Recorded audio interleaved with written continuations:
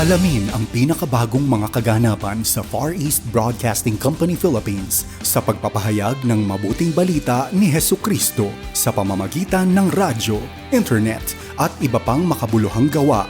Narito si Dan Andrew Cura para sa The President's Report. Magandang araw po muli sa inyong lahat. Ako po ang inyong kaibigan na patuloy na naghihikayat po sa inyong makinig dito sa gawain ng FEBC. Ngayon po ay patuloy po natin ang ating kwentuhan kasama ang ating bagong Chief Operations Officer na si Kuya Lucho Castillo. Ako po ang inyong lingkod, si Dan Andrew, para sa The President's Report.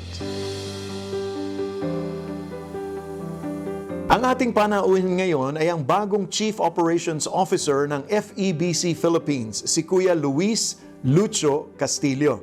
At maya-maya po sa ating pakikipag-usap sa kanya ay magbibigay po siya ng linaw sa ilang mga gawain ng FEBC Philippines. Now, given that, when it comes to the area of, because here in FEBC Philippines, we have this thrust of people group initiatives, meaning we would like to follow the mandate of making disciples of all nations. And all nations means all ethnic groups. And here in the Philippines, we have over 180 people groups that we still need to try to reach. So that's why we called it people group initiatives, and we use the platform of low-powered FM. Right now, what is the percentage of what we're able to reach and what we're not yet able to reach here in FEBC? Okay. Right now in the Philippines, we're about 112 million. Mm-hmm. And based on our propagation tests, we are able to reach 65% of the country. And that's about 73 million people. Mm-hmm. But again, there is still more to reach. Mm-hmm. And would you have by this time some areas that we are trying to reach at the moment, or what we would call deaf spots at the moment? Yeah, for now, our deaf spots remain as follows. In the northern part, northern Luzon, we still have a deaf spot there. In Palawan area, in Eastern Samar area, in Caraga area, in the northern Mindanao area, there are still deaf spots there. That's about 33 million people to be reached. Given that, what are some of the, shall we say, low-hanging fruits? Or do we have any low-hanging fruits at the moment that you're starting to look into?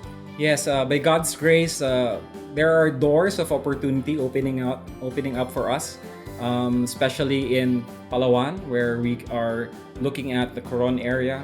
We're also looking at Dumaguete as part of our initiative in LPFM. Or the southern part of the Negros. That's right. Province.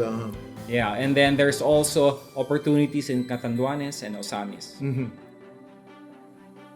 Nako, maraming salamat kay Kuya Lucho at sa kanyang pagsama sa atin dito sa ating programa. Naway isama ninyo kami sa inyong panalangin kasama ni Kuya Lucho upang gayon din sama nyo na rin po mga pinuno, kawani at mga volunteers na tulong-tulong upang matiyak na ang gawaing sinimulan ng Diyos sa FEBC 74 years ago ay patuloy na lumago at makasabay sa mga bagong nangyayari sa ating mundo. Anumang panahon, hindi nagbabago ang ating misyon at iyon ay ipahayag ang pag-ibig at mensahe ni Hesukristo sa lahat ng mga Pilipino saan man sila naroroon. Kaya't ipanalangin ninyo na magsikap na humantong pa sa maraming Pilipino na maabot upang mabago sa tulong ng ating mga programa. Nako, muli po, maraming salamat sa inyong pagsubaybay. Ito po ang inyong kaibigan, si Dan Andrew, para sa The President's Report. Manatili po kayong laging ligtas at pagpalain po kayo ng ating Panginoon. Inyong napakinggan ang The President's Report. Kung nais ninyong maging kabahagi ng gawain ng Far East Broadcasting Company Philippines, bisitahin ang aming website donatenow.febc.ph o mag-email sa info@febc.ph para sa inyong mga katanungan o mungkahi.